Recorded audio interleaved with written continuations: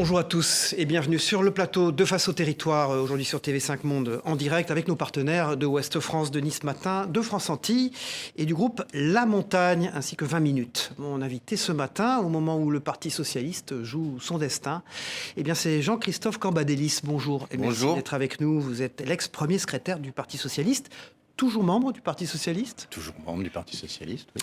Votre livre, sorti il y a un mois, Hier, aujourd'hui et demain, ça pourrait s'appliquer d'ailleurs à ce qui va arriver au Parti Socialiste, aux éditions VA. Première question, votre réaction, Jean-Christophe Cambadélis, sur ce qui s'est passé hier soir.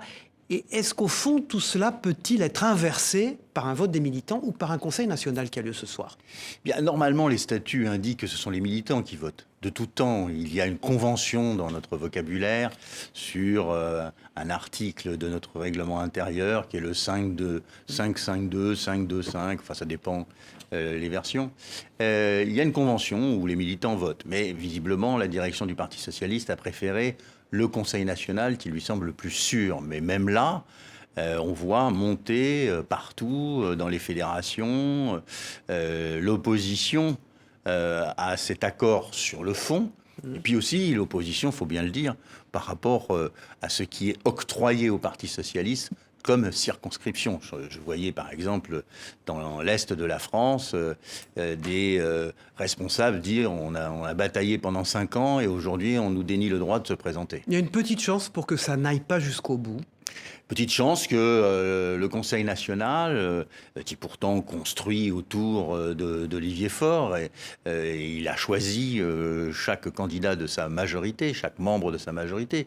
Mais il est possible qu'il y ait à la fois une forte opposition et qu'il y ait aussi un vote contre, demandant à la direction du parti de revoir sa copie. Vous parlez avec Olivier Faure, vous avez dirigé ce parti il n'y a pas si longtemps. Alors je parlais avec Olivier Faure, mais depuis que j'ai pris position publique contre cet accord, nous ne nous parlons pas. C'est le score d'Anne Hidalgo qui fait qu'on en est là aujourd'hui ? Non, je pense que c'est tout un ensemble. On ne peut pas dire que tout a commencé avec Anne Hidalgo ou même tout a commencé avec Olivier Faure. C'est bien avant que nous ne nous sommes pas adaptés, nous ne sommes pas réformés, nous n'avons pas reconstruit une offre politique. Vous avez une responsabilité oui, là-dedans ? bien sûr, j'ai une responsabilité comme tous les responsables du Parti Socialiste. Moi, je ne me défile pas. Et quand nous avons été battus lors des élections législatives, j'ai donné ma démission parce que j'estimais que je ne pouvais pas être celui qui est battu et celui qui porte la rénovation. Je pensais qu'il y avait une renaissance possible du Parti Socialiste, ça n'a pas été le cas. Bon. Et aujourd'hui, on est dans cette situation, à partir du moment où dans les élections, que ce soit européennes, municipales, régionales, départementales, on s'est planqué derrière les écologistes, une personnalité de la société civile pour ne pas avoir à assumer notre rôle, bien à la fin, les électeurs disent « Bon, voilà, vous ne voulez pas exister, on va vous montrer que vous n'existez pas ». Merci Jean-Christophe Cambadélis d'être notre invité ce matin. Vous avez réservé vos déclarations à ce plateau. Tout de suite, François-Xavier Lefranc de Ouest France nous rejoint.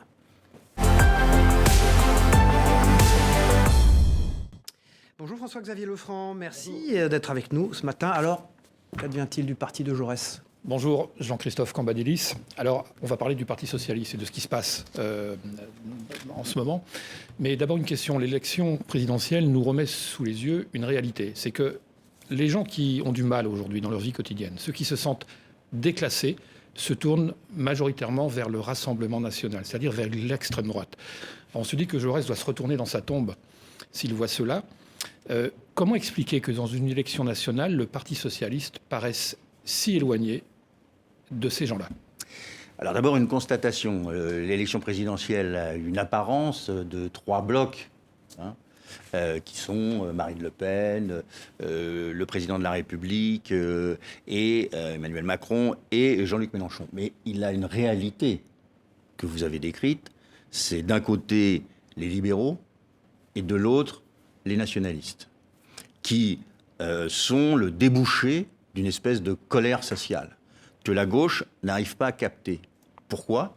Mais nous sommes en plein dans le débat du jour, parce que la gauche est datée, divisée, radicalisée, et qu'elle n'est pas en relation avec les blessures de notre société. Elle n'offre pas de débouché, elle offre une contestation de la société, mais pas un débouché pratique pas un débouché programmatique qui permettrait aux hommes et aux femmes qui sont dans la plus grande difficulté de venir vers nous et nous d'administrer les choses dans le sens d'une plus grande justice sociale. Prenons l'exemple du monde rural, parce que finalement la carte du vote Front National, c'est souvent la carte des déserts médicaux, par exemple, c'est souvent la carte de la ruralité. Et dans le monde rural, beaucoup de gens se sentent vraiment déclassés. Alors, qu'est-ce qu'on a raté ? Qu'est-ce qu'on a aujourd'hui, quand on est socialiste, à dire à ces gens-là ? Est-ce qu'il est encore temps ? Est-ce qu'on peut encore récupérer les choses ? On a vraiment l'impression que des pans entiers des territoires français sont complètement oubliés des grands partis politiques, en tout cas ceux de gouvernement. Comment expliquer ça ?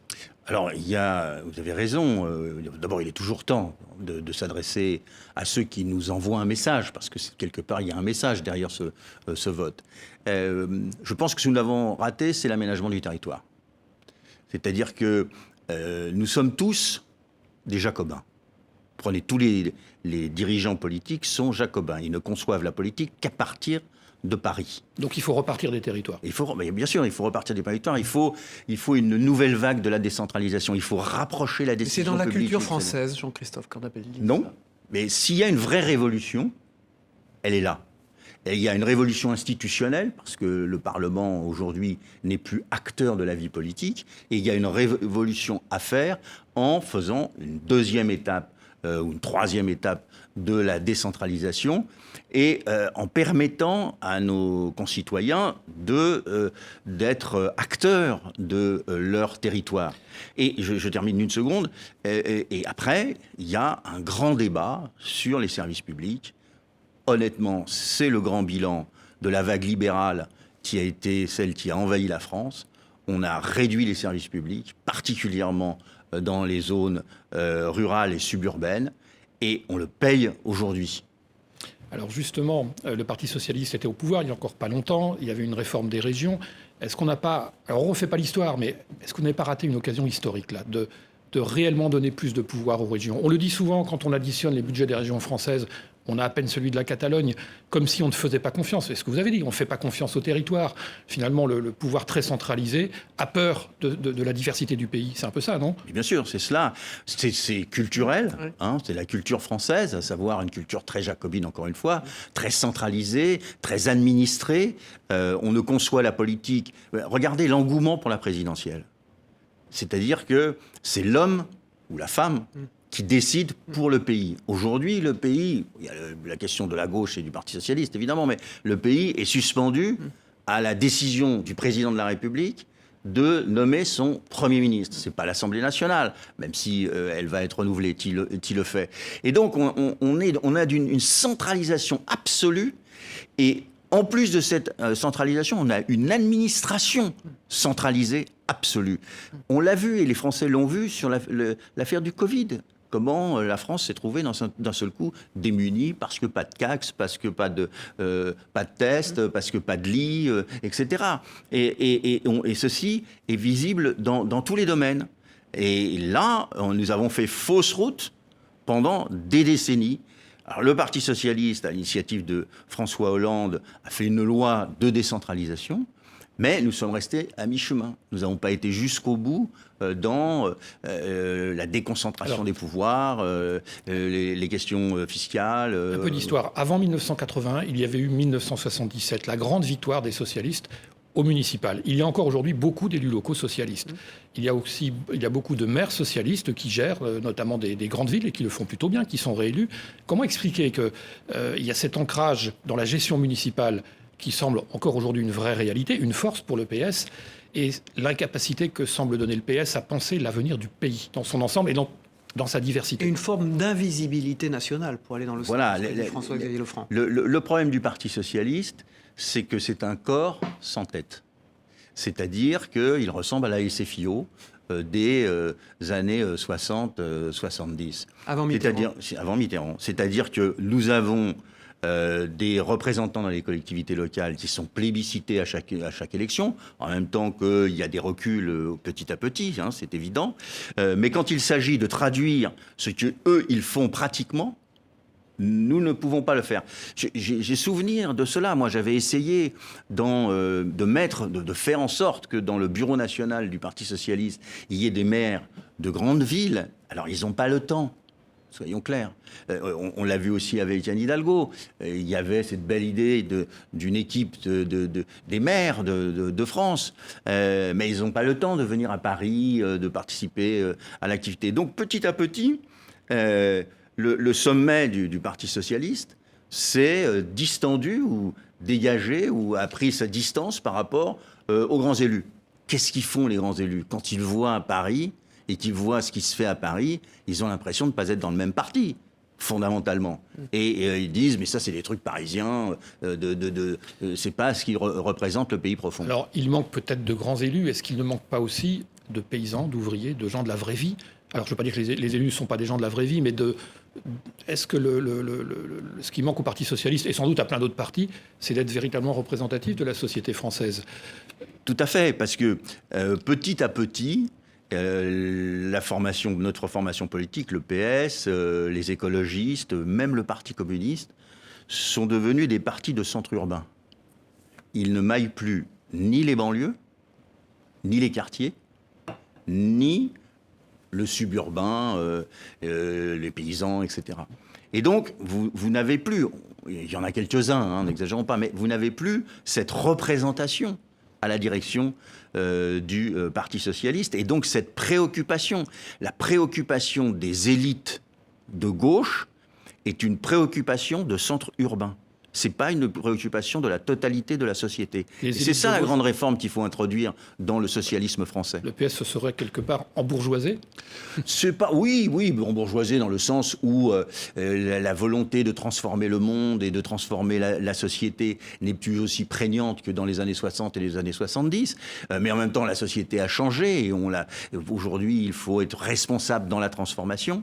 Mais ça tient aussi à cette coupure sociologique qui est intervenue au fur et à mesure. On a parlé du monde rural, on n'a pas parlé des territoires ultramarins, où la colère est vive. D'ailleurs, elle s'est exprimée de façon extrêmement spectaculaire. La Guadeloupe vote Mélenchon, puis vote Le Pen, à 70%. Là, il y a un pan de territoire français qui se sent complètement délaissé.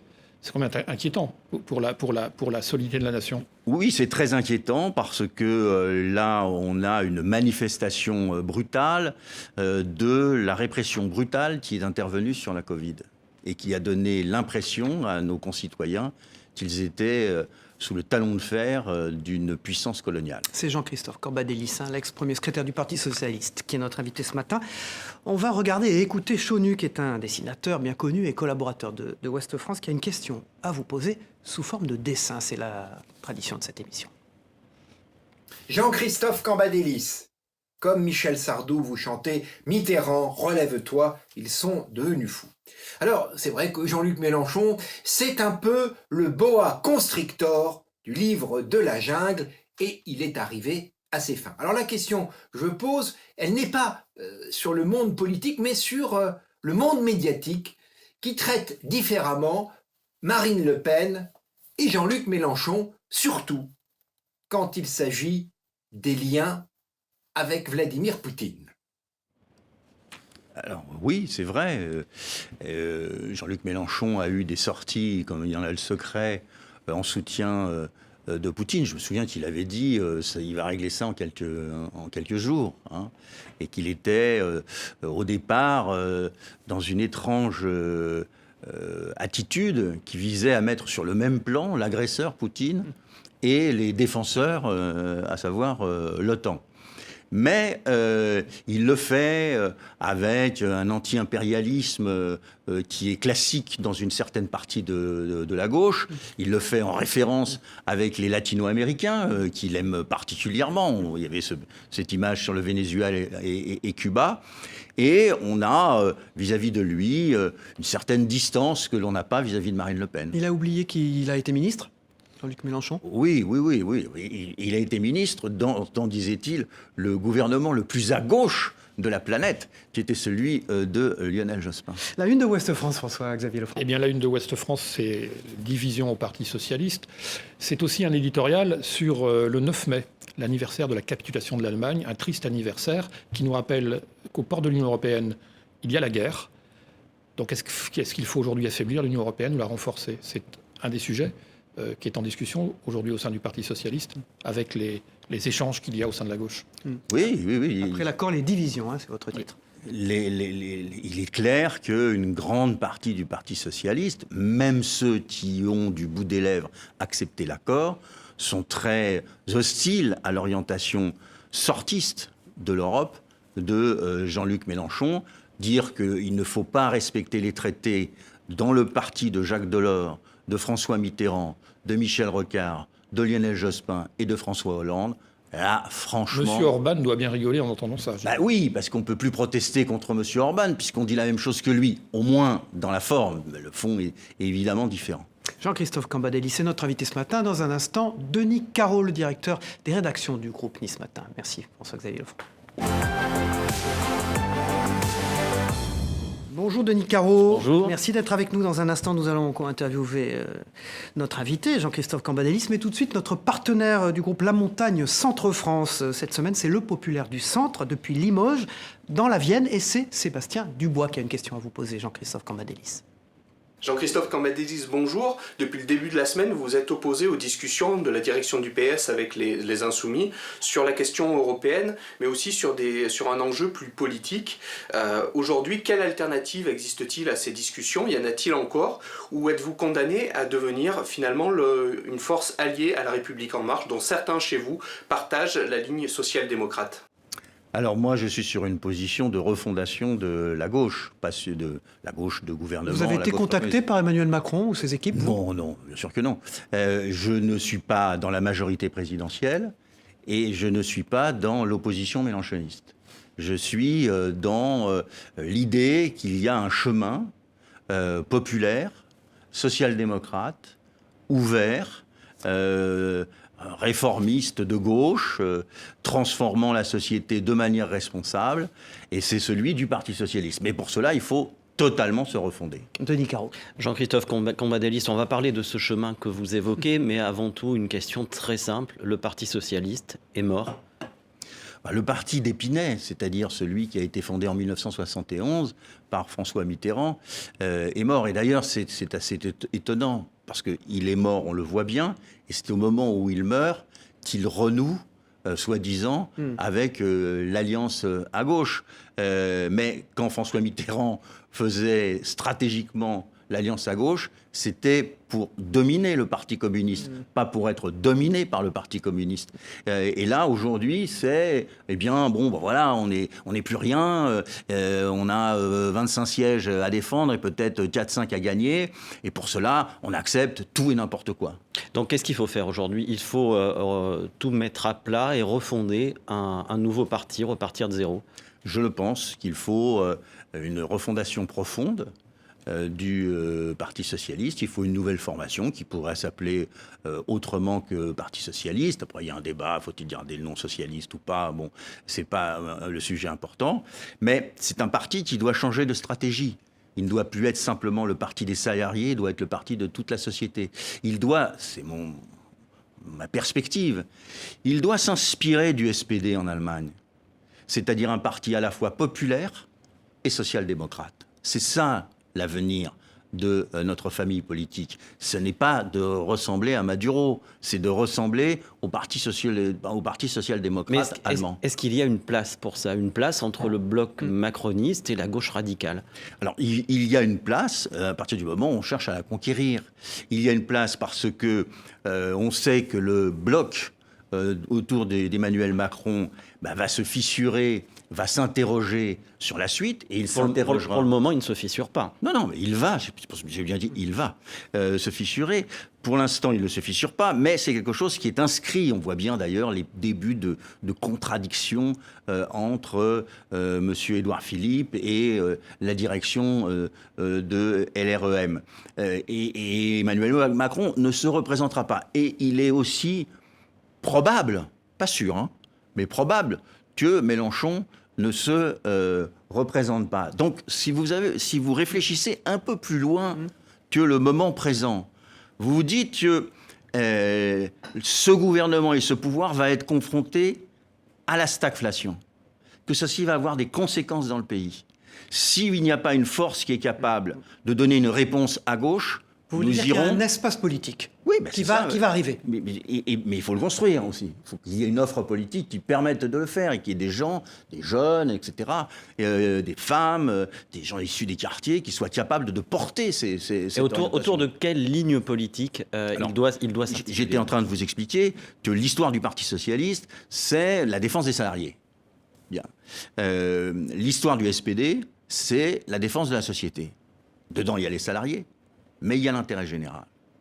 Et ça a l'air de rien, mais c'est une focale, comme on dit, ou une orientation qui est totalement différente. Alors après, ça se décline. Prenons un exemple. Vous ne dites pas, parce que vous êtes dans l'opposition, la retraite à 60 ans. Parce que de toute façon, ça coûte 47 milliards, mais comme vous n'arriverez pas au pouvoir, c'est pas un sujet pour vous. Vous dites 62 ans, vous dites que celle-ci doit être financée. Donc ce n'est pas la réforme de M. Macron, mais c'est une réforme... Un parti de gouvernement, vous voulez dire? Oui, mais un parti de gouvernement avec une vocation de transformation. Il ne s'agit pas de soutenir le cours libéral qui est aujourd'hui dans les instances gouvernementales. Et y compris la dimension transition écologique. Est-ce que ce nouveau parti, qui pourrait-il rassembler au-delà d'un certain nombre de cadres ou de militants du PS? Est-ce que certains écologistes modérés auraient vocation à le rejoindre? Oui, à terme, mais il faut commencer. Il ne faut pas dire je vais attendre que M. Jadot quitte sa formation politique qui aujourd'hui est sur la ligne de Mme Rousseau. C'est ça aussi. On parle du Parti socialiste, mais on ne parle pas des écologistes. Aujourd'hui, Mme Rousseau, qui avait été battue lors de la primaire, l'a emporté lors des législatives. La formation écologiste est totalement sur l'orientation de Jean-Luc Mélenchon sur toute une série de sujets, et particulièrement sur la question européenne. Et donc, si vous me permettez un élément d'analyse, c'est que si on se projette un petit peu dans l'année à venir, à la fin de l'année prochaine, vous avez les élections européennes. Et aujourd'hui, on est sur la position de Jean-Luc Mélenchon qui nous demande de sortir des traités. Comment on va être présent dans cette élection européenne? On va dire à nouveau, ah ben non, on s'était trompé dans l'accord avec Jean-Luc Mélenchon, on le dénonce maintenant. Et Jean-Luc Mélenchon va rire aux éclats et on va être sanctionné. C'est-à-dire qu'on ne se projette pas. On n'est pas capable de construire une stratégie. On est là dans le moment présent. Il faut sauver quelques parlementaires. Mais ce n'est pas sauver des parlementaires, c'est offrir une orientation au pays. Vous parliez du Parti socialiste comme d'un corps sans tête, demain, qui peut l'incarner, ce nouveau parti? Je pense qu'à chaque fois qu'on s'est posé ce problème, ça n'a pas fonctionné. Parce que dès que vous avez une personnalité, les autres personnalités de notre formation se donnent la main, on va dire, pour empêcher cette personnalité d'arriver. De tout temps à jamais, on pourrait dire. Bien sûr, ça a toujours fonctionné comme ça. Mais aujourd'hui, on ne peut pas. On n'est pas dans la situation du bipartisme, où j'ai connu ça, les délices du bipartisme. J'ai fait partie d'équipes de présidentiables, celle de Dominique Strauss-Kahn en son temps, celle de Lionel Jospin auparavant. C'est fini, ça.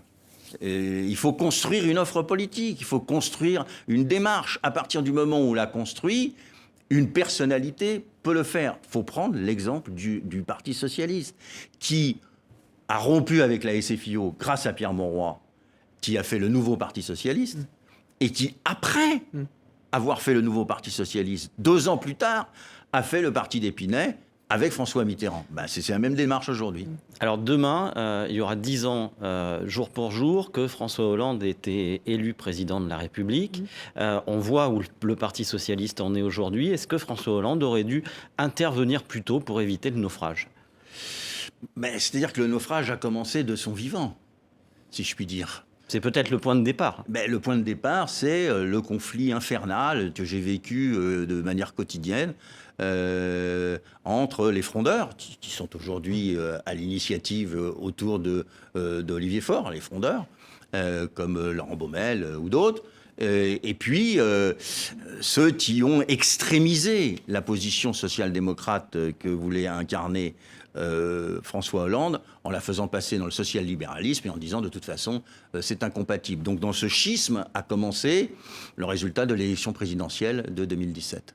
Denis Caro, la une de Nice Matin aujourd'hui. La une de Nice Matin, 30 ans de larmes, on revient sur le drame de Furiani, avec notamment le témoignage de nos journalistes qui étaient sur place, qui ont été blessés à l'époque, ce 5 mai 1992. Très vite, vous aviez une dernière question, je crois, très rapide, non ? Une question sur Valérie Rabault, qui explique avoir été contactée et avoir refusé Matignon. Est-ce qu'elle a eu raison de le faire ? Ça ne fait pas de son fait. Elle n'a pas frappé à la porte de l'Élysée en disant « je voudrais être Premier ministre ». Mais ça me paraît bizarre. Bon, ça a été démenti par l'Élysée. Mais ça me paraît bizarre, cette espèce d'avis de recherche du président de la République, cherche femme, plutôt social-démocrate, ouvert à l'écologie, pouvant incarner la deuxième partie mon deuxième quinquennat. Merci Denis Caro, directeur des rédactions du groupe Nice Matin. Nous allons nous tourner vers Armelle Le Goff, qui est directrice de la rédaction de 20 minutes, qui est un autre partenaire de cette émission, Jean-Christophe Cambadélis. Elle a une question à vous poser, on l'écoute. Bonjour Jean-Christophe Cambadélis, est-ce que vous pouvez nous dire dès à présent qui seront les cadres du Parti socialiste de demain, qui sont aujourd'hui les noms qui comptent et qui compteront pour l'avenir de ce parti ? Alors, question difficile, mais je pense que des hommes et des femmes comme Carole Delga, la présidente de la région Occitanie, comme Michael Delafosse, le maire de Montpellier, Rachid Temal, Philippe Jean-Christophe Doucet, Cambadélis. Non, mais moi, Jean-Christophe Cambadélis, il a son avenir derrière lui. Donc, c'est pas de cela qu'il s'agit, même si je serai présent. Si vous me parlez des jeunes à venir, oui, Sébastien Roy, d'autres encore, qui sont dans l'appareil du Parti socialiste, se battent, ou des élus que vous avez vu venir dans la dernière phase. Je pense à quelqu'un comme Mathieu Klein. Bon, il a beaucoup changé, il était avec Macron, après avec Taubira, aujourd'hui avec Mélenchon, mais c'est un homme de talent. Il peut demain être lui aussi en capacité. Jean-Christophe Cambadélis est notre invité. Bonjour Demettre Korkmaz. Dans un instant, nous allons parler de questions internationales avec vous, mais pas que. Mais tout de suite, Cyril Boutier, qui est directeur éditorial de France Antilles, notre partenaire sur place là-bas à Fort-de-France, a une question à vous poser depuis la Martinique. Bonjour Jean-Christophe Cambadélis. Dans nos territoires, le vote de contestation aux 2 tours de l'élection présidentielle a été très fort pour Jean-Luc Mélenchon au premier tour, pour Marine Le Pen au second tour. Qu'est-ce que la gauche a raté, elle qui faisait pourtant des scores importants dans ces territoires, des Antilles et de la Guyane, et quelle est selon vous la première des mesures qu'il faudrait prendre pour parler à ces électeurs parfois désorientés ? Les ultramarins. Alors pour les ultramarins, c'est exactement le même problème que nous évoquions tout à l'heure pour les suburbains. C'est l'aménagement du territoire, avec une spécificité pour les ultramarins. Des spécificités. Oui. Enfin, il y a une spécificité. En Guyane qu'à La Réunion. Partout, vous avez les deux mêmes problèmes. La question du logement et l'adduction d'eau. Vous avez le fait que dans ces territoires, le niveau de vie n'a pas rattrapé celui de la métropole. Et que vous avez une distorsion qui ne fait que s'avancer. Donc, qu'est-ce que vous voulez ? Quand les gens sont dans les difficultés sociales, voient qu'ils n'ont pas le même niveau de vie que la métropole, et qu'on les traite de manière plus dure que en métropole, par exemple, encore une fois, sur la question de la Covid, eh bien, vous avez la protestation de masse, qui n'est pas une protestation de cristallisation pour Jean-Luc Mélenchon, puis pour Marine Le Pen, mais un véhicule, un moyen de dire « ça suffit ». Oui, on va passer à l'Europe. L'histoire de l'Europe est sans doute en train de se réécrire après le Covid et la guerre en Ukraine. Il y a 2 jours, devant le Parlement européen, Mario Draghi a donné sa vision d'une nouvelle Europe. Une Europe qui serait élargie à qui voudrait entrer, la Moldavie, la Géorgie. Est-ce que vous pensez que c'est le sens de l'Europe ? Le sens de l'Europe, c'est d'organiser le continent européen. Donc il y a des pays qui manquent. Évidemment, il faut trouver les moyens de discuter avec eux pour qu'ils rentrent. Mais il y a des procédures et je crois qu'il faut les respecter parce que sinon on va devant des tensions. Il y a les convergences nécessaires pour se retrouver dans l'Europe, qui sont des convergences économiques et des convergences de type démocratique. Vous ne serez pas pour une accélération de cette intégration européenne aux Balkans? Je pense que ceci est en route, mais que ça sert strictement à rien de précipiter le rythme. Il songe également à un fédéralisme pragmatique pour déverrouiller cette Europe qui, en temps de crise, parfois a du mal à fonctionner. Est-ce que le fédéralisme européen, c'est aussi une idée qui pourrait séduire cette nouvelle gauche, cette refondation de la gauche? Alors, cette nouvelle gauche doit être profondément européenne. Elle doit porter le projet européen. Mais est-ce qu'elle doit être fédéraliste? Fédéraliste, peut-être pas, parce que dans le fédéralisme, il y a une question de supranationalité, et quand on est dans un pays comme la France, évidemment, c'est pas sûr que ce soit ce qui est le plus porté. Mais vous n'êtes pas prêt à changer, alors? Vous parlez d'une refondation, vous parliez du SPD, je suis prêt à changer, mais le SPD n'est pas sur le fédéralisme. Le SPD est sur une Europe à critères, bon, et non c'est pas... C'est un peu ça, non? Non, des critères qui sont communs sur un certain nombre de sujets. Ce n'est pas une gestion fédérale de l'Europe. Mais moi, je suis pour une intégration très forte européenne. Et on le verra dans les élections européennes. Je saute un an là, que ce sera le sujet. Parce qu'il y a la question de la défense. Mais il y a d'autres sujets sur lesquels il faut avancer dans une sens d'intégration. Pour pouvoir avancer, est-ce qu'il faut aussi revenir sur le principe de l'unanimité pour la prise de décision au niveau européen? Je pense que on pourrait, sur un certain nombre de sujets, revenir sur ce principe. Parce qu'on voit bien que c'est un système de blocage, si ce n'est de chantage. Parce que pour nos auditeurs et téléspectateurs, c'est assez simple. Quand vous avez un sujet qui est sur la table, un pays dit non, je ne veux pas le voter, donc il faut l'unanimité. Et donc on vient le voir en lui disant, mais qu'est-ce que tu voudrais d'autre en échange?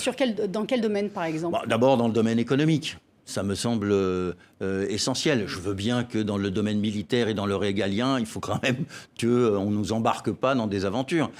Mais dans le domaine économique, dans le domaine écologique, dans le domaine de l'informatique, de la révolution de l'immatériel. On est très très en retard, on prend énormément de retard par rapport à la Chine et par rapport aux États-Unis parce que nous avons des blocages internes, même si M. Le Breton fait un excellent travail dans ce sens.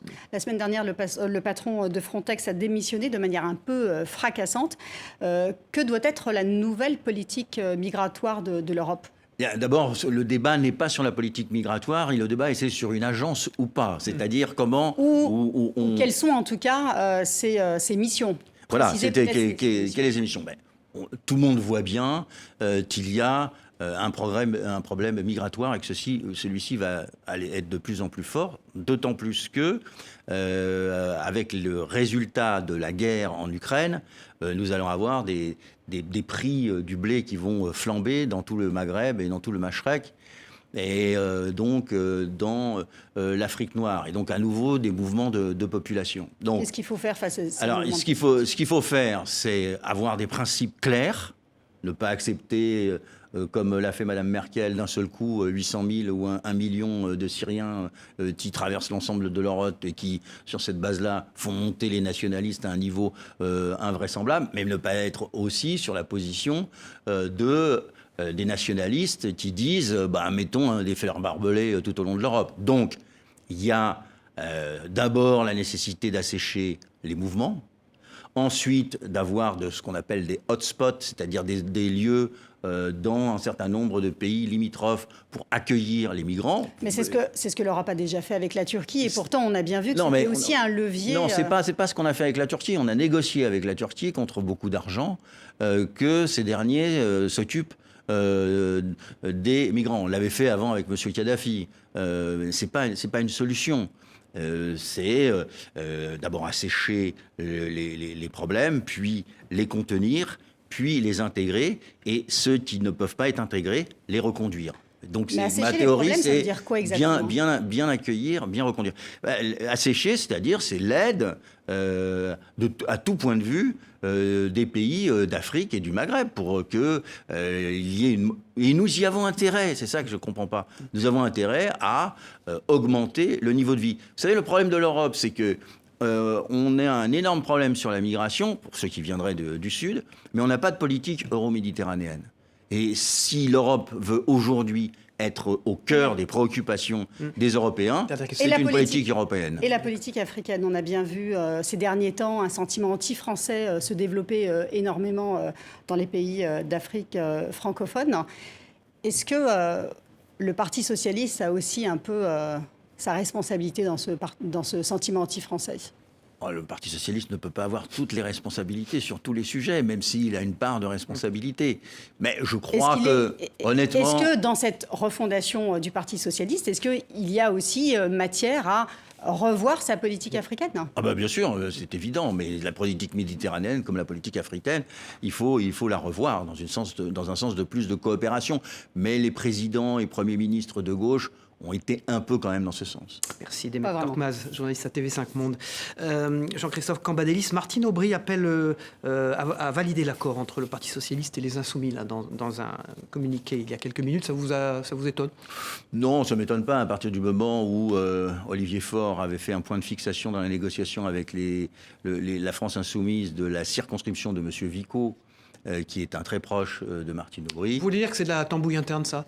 Non, oui, parce qu'elle avait manifesté son désaccord sur la question européenne. Votre avis sur le parcours, on a parlé tout à l'heure avec Denis Caro, de François Hollande, qui semble-t-il voudrait ou aurait pu vouloir devenir député, qui intervient constamment en contre d'Emmanuel Macron.